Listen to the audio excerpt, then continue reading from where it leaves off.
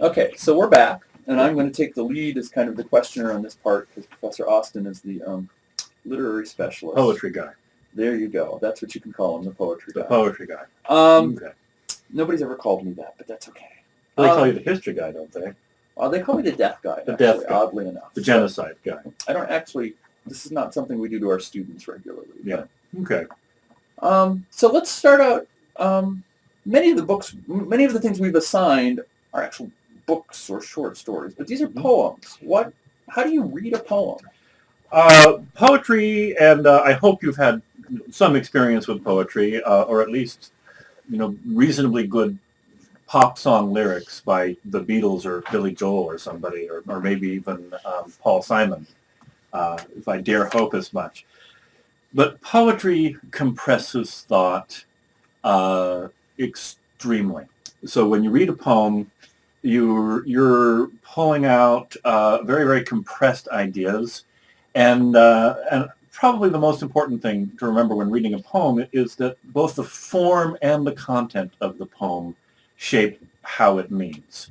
So when you look at a poem, the first question you want to ask is, what does it look like as a poem? Does it rhyme? Does it not rhyme? Is the meter regular? Are there places where the rhyme and the meter break apart? Remind us what meter is. Meter is the way that lines fit into a stressed and unstressed pattern. So da da da da da da da da da da. That's the iambic meter that's most common in English poetry, where you have a stressed and an unstressed, stressed, unstressed, stressed, unstressed syllable. There are other meters. There's the anapestic meter that limericks are in, which are, there once was an old man from Lyme who lived with two wives at a time. Anyway, that's a different kind of meter. So the meter is just the poem's pattern of stressed and unstressed syllables. And that it's a musical term. And it's because poetry and song for many, many years were the same thing. Poems, many poems were written to be part of music, part of musical performances.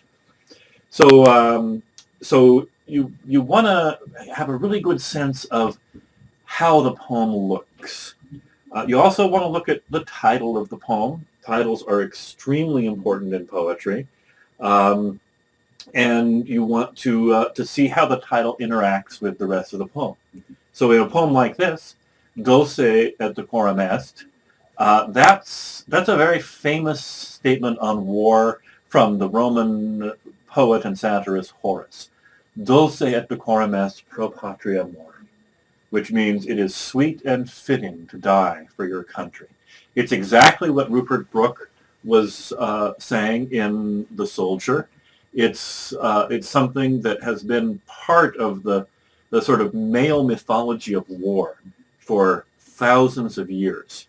And there are reasons for this. And one reason for this is that for much of history, most societies were polygamous, which means that the chiefs, the kings, the emperors had access to all of the women. And there were a whole lot of extra men who had to prove themselves. And one way to prove yourself is to go out and fight gloriously. And if you die, they sing songs about you. And if you don't die, you get one of the leftover women to be your wife, while your emperor has hundreds. So it's the idea of war being glorious, war being a proving ground, a major rite of passage for a male, is very ingrained in our psychologies. So perhaps we could start out with you reading that poem. Okay, so we begin with this comment, this Latin comment, dulce et decorum est, and it doesn't give us the last part of this, pro patria mori, so it just says it is sweet and fitting. First question we have to answer is, does Wilfred Owen mean this, or is this going to be ironic? Because this is, the early 20th century is a time where much literature was ironic. Much of it was also unstructured. This is when literature starts, when rhyme and meter start disappearing. This is when literature starts being, the poetry becomes more chaotic. So these are the two questions we're going to ask just as we read the first stanza here. Is does this seem to be a pro-war or an anti-war poem? In other words, is the title straight or is it ironic? And second, we're going to ask, is he giving us a metrically, rhythmically coherent poem, or is it fragmenting? Because that will tell us something if it's fragmenting. Bent double like old beggars under sacks, knock-kneed, coughing like hags, we curse through sludge, till on the haunting flares we turned our backs, and towards our distant rest began to trudge. Men marched asleep, many had lost their boots, but limped on, bloodshot, all went lame, all blind, drunk with fatigue, deaf even to the hoots of disappointed shells that dropped behind. So, what do you think? First thing I think, and this is again something of a parenthetical, I want you to keep this in mind, this particular stanza in mind as you read All Quiet on the Western Front, because there's a couple similar scenes in All Quiet on the Western Front that we want to discuss, right? But you would think, so my reaction is you would think that people who are retreating, right, because this is what this is. You can tell that because the flares, this is nighttime, and so flares are going up over the battlefield to illuminate the battlefield. The flares are on their backs, right? The shells are dropping behind them. They're leaving the front. And you would think, in fact, that they would be ecstatic to be going away from the front, to be going towards it. And instead, you get this sense of, it's not desperation, but it's just dullness, right? A lack of emotion, a lack of celebration. Marching asleep. Yeah. Nothing, almost emotionless. Yeah. How does that play against the title? Well, the first thing to make about the title, so recognize that this is still in Latin, right? Mm-hmm. So he's expecting this poem to be read by people who will understand at least that phrase, which means a certain set of people who were educated in a particular set of schools, who were thus educated and brought up to be patriotic. That's part of that education. So they would hear this line, and they would connect it with the part that's not said, right? Just instantly, right? And so by abbreviating this, he understands that the people who start this poem will immediately add for one's country, right? And yet you sure don't get a sense that it's good to be out here with this kind of experience. This doesn't seem to be contributing to the glory of a country. It just seems to be chewing you apart. Nothing about forever England here. Yeah. Uh-huh. So in fact, if you notice, there's nothing about England here, right? This could be any combatant. Mm-hmm. Yeah. So it's nothing very sweet here. No. Nothing very fitting. Mm-hmm. So at this point, we're pretty sure we're dealing with an ironic relationship between the poem and the title. The point of the poem is that it's not sweet and not fitting. But what about the rhythm and the structure? Oh, that's your thing. Okay, well, if you look at this, you actually have a very regular, very structured poem that if it weren't about what it's about, could have been written 100 years earlier. Mm-hmm. Bent double like old beggars under sacks, knock-kneed, coughing like hags, we curse through sludge, and backs, trudge, boots, blind, hoots, behind. Mm-hmm. You actually have a sonnet form here. You have the form of a love poem. And there are some places where the meter breaks. Uh-huh. Coughing like hags doesn't fit into the meter. That's not abnormal in the poetry of 100 years earlier, though. But you have one of the things you realize, and you don't usually read the rhymes in this poem. I think the first 3 or 4 times I read this poem, I remembered it as being a free verse poem that didn't rhyme. Mm-hmm. And it's probably because there is a tension between the coherence of the poem and the incoherence of the content. Mm-hmm. But if you just turn this into sing-songy meter and rhyme, it works very well. On towards our distant rest began to trudge. Men marched asleep. Many had lost their boots, but limped on, bloodshot. All went lame, all blind, drunk with fatigue, deaf even to the hoots of disappointed shells that dropped behind. Mm-hmm. So you have a poem that isn't breaking apart rhythmically, but it is breaking apart in the meaning, and that's significant. And then you get the next line, which, in a traditional Petrarchan sonnet, that first 8-line stanza is the setup, and then the next 6-line stanza is the resolution. So you get that here, except that the resolution is a gas bomb. Yeah. Gas, quick boys, an ecstasy of fumbling, fitting the clumsy helmets just in time, but someone still was yelling out and stumbling and floundering like a man in fire or lime. Dim through the misty panes and thick green light, as under a green sea, I saw him drowning. Again, your meter's there, your rhyme is there, but this is about a guy suffocating to death. And again, tell us about the gas. And the drowning line is intentional, right? Because so gas is a weapon introduced in the First World War. It's introduced by the Germans, but it's particularly used by the British and French for meteorological reasons, because the wind tended to blow from west to east, and therefore from British lines to German lines. Sometimes it's done in canisters, and they open the spigot from canisters, and it just kind of floats up and blows across. Often, and I suspect in this case, it's on artillery shells, where the artillery shell lands and gas comes out of the artillery shells. This is not acid rain, right?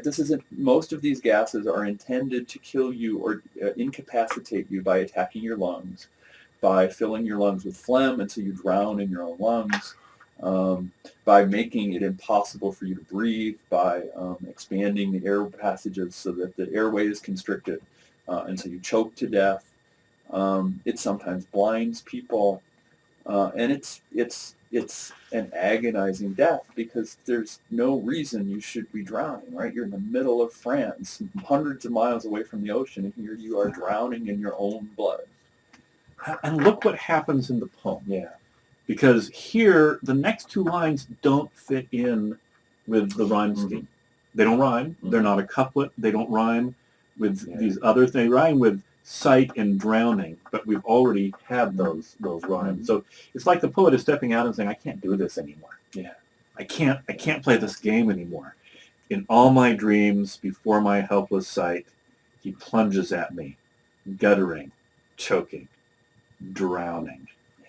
And the time, right? Notice that the time here is different, right? The first 2 stanzas are real time as these soldiers are retreating from the front line. And then you get a skip. It's not clear whether it's months or years or how long it is, but this is a sight that this person sees repeatedly, right? It's not the guy who's dying, but the guy who's witnessing this sees again and again and again in his dreams. We would talk about this as post-traumatic stress syndrome. They didn't have that kind of understanding of it. But you never get away from the war. The war never leaves you.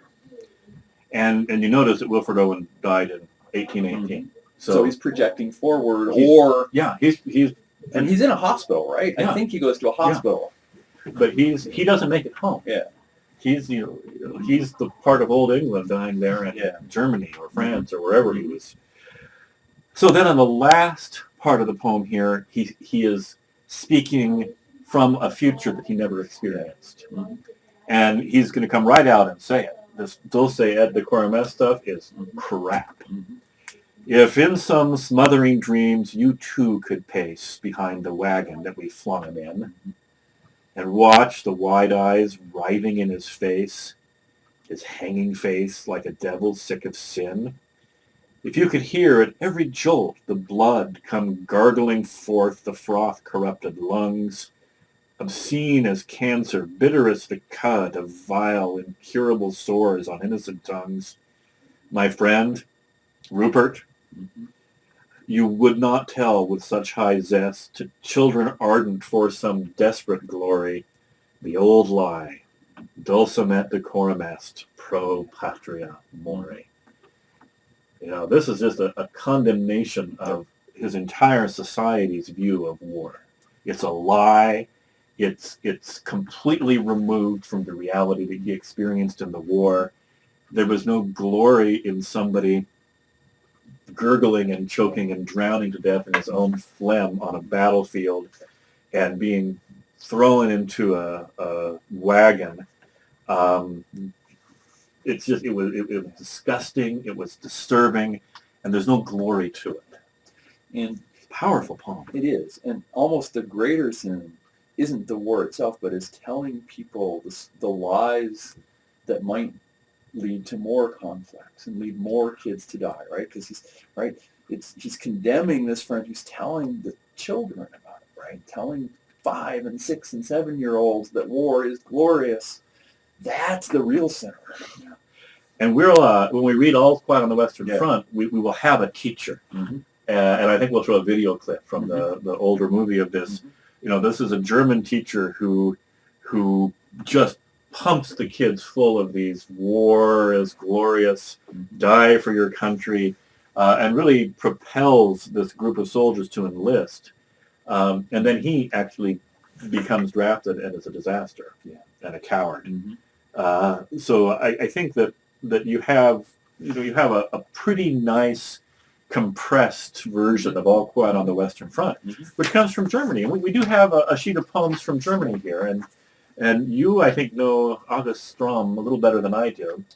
I don't know actually Strom very much. He's Okay. not a famous poet, I should say. I don't know much about him other than he dies at the beginning of the war. So, 1915. yeah. Yeah, you've got another group of poets here.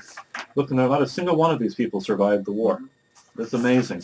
Mm-hmm. So you look at August Strom here and his battlefield poem.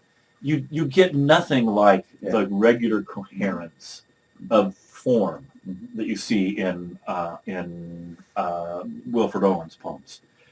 Tender sods fallen asleep at their iron, blood-fluffing outpost scum, rusted crusts, slimy flesh skin, sucking sores, the desiccated, baby-faced killers win king. What do you think of that poem? My first reaction, honestly, is to be confused. Yeah, I mean, this in 1915, this would barely have been recognized as a poem. Yeah. It's more like just graffiti, more like just angry scrawls. But you know, if you've ever seen Edvard Munch's painting called "The Scream," we'll splice that in post-production. That's what this is. That's an expressionist, just a scream of pain and agony. Yeah, and what you get is not an intellectual lesson or a political lesson like you would have gotten the other. It's an emotion, right? You're meant to get a feeling, right? A feeling of anger and despair that comes out of this that you can't, at least I can't kind of rationally, intellectually detect through some kind of chain of logic, but it comes through in the words and the rhythm. Nothing here suggests Germany. No. Nothing here suggests modern Europe. No. This could have been written by a Cro-Magnon fighting a Neanderthal 40,000 years ago, and it would have been exactly the same. Yeah. Nothing in Latin. You know, Wilfred Owen at least uses Latin that says, "Hey guys, I've been to college." Yeah. But what about this poem by Emmanuel Saul? To me, that's the saddest poem in this whole set. Yeah, this is an interesting one. Just knowing what happens after World War I. Yeah. When I left home to fight for fatherland against the threat of danger and deceit, you, children, happily around me ran, rejoicing in your father's bravery, his uniform and other warlike clothes, and in his newfound worth and bravery. So this is happy. Yeah, and this is a scene that happens everywhere, right? Yeah. Now, the children do this. The wife probably not so much, because the wife is more aware of the consequences of what happens when you go to war. All the kids see are the uniforms. Yeah. And the father going somewhere way out. This is not a world in which you travel much. And he's going to get on a train and travel 100 or 1,000 miles someplace different. And he's going to be a hero. And you all want your daddy to be a hero. Yeah. And why is he so invested in fighting this war?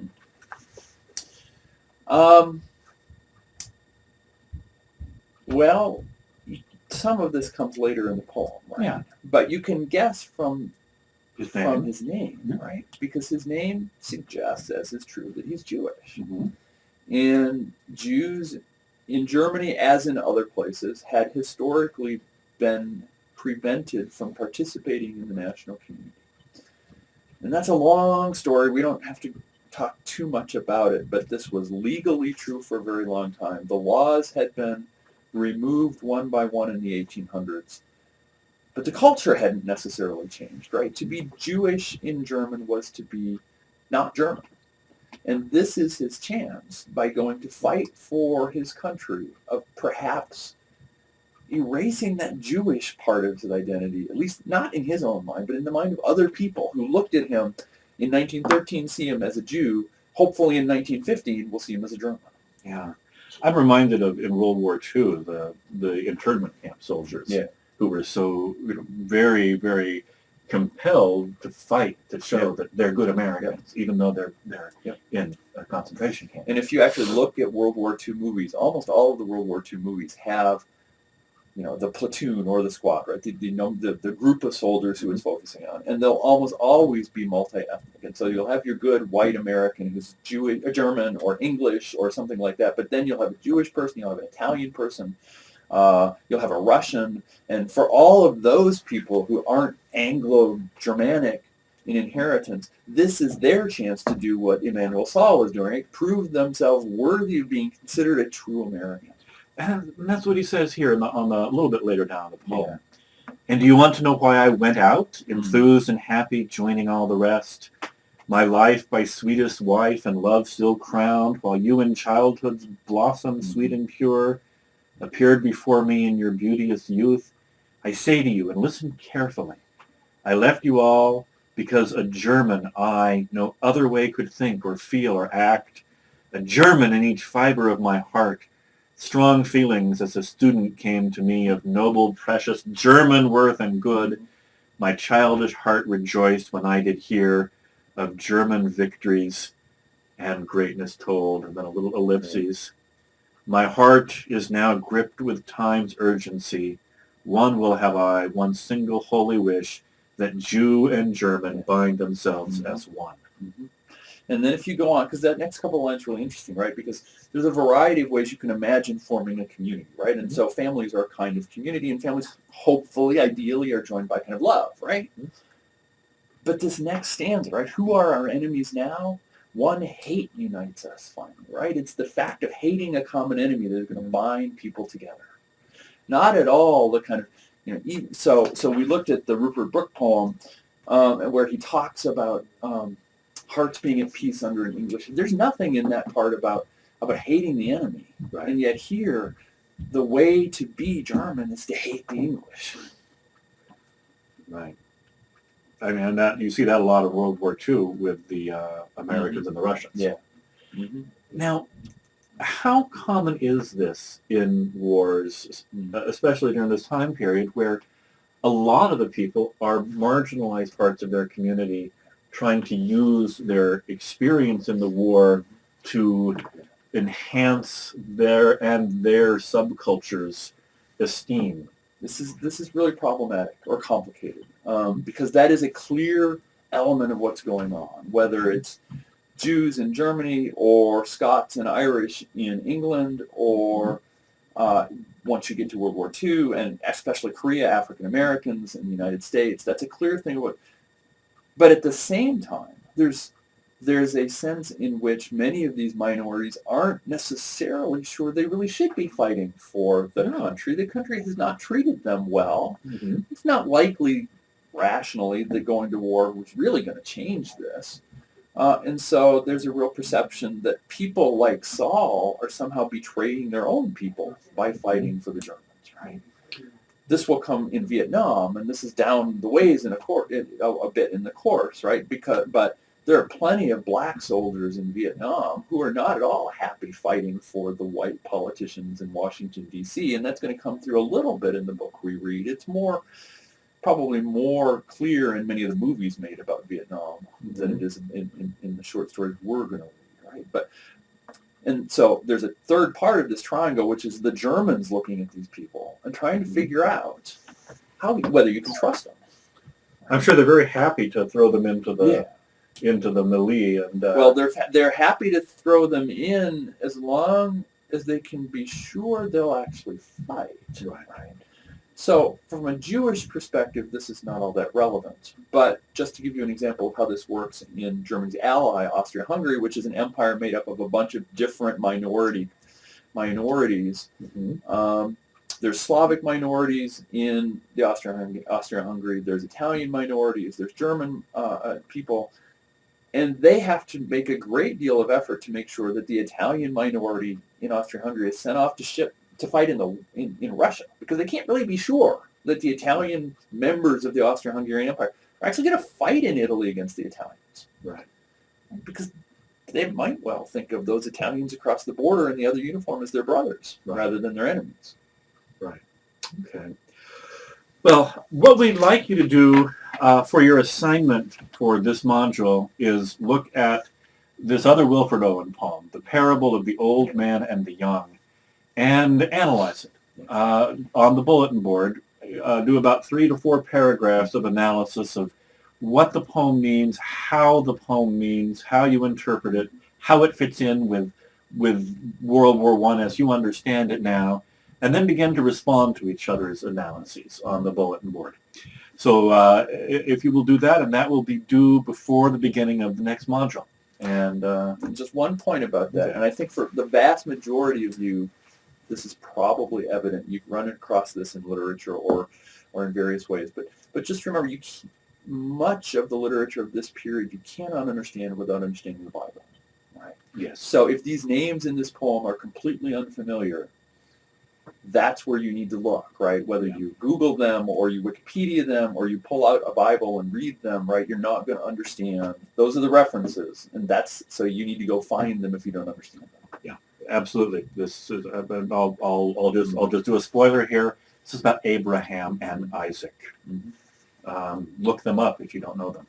So we will look forward to reading your contributions on Blackboard and responding to them, and then. In a few days, we'll be back for another module. Okay. Well, thank you very much, Dr. McFall. Mm-hmm. All right.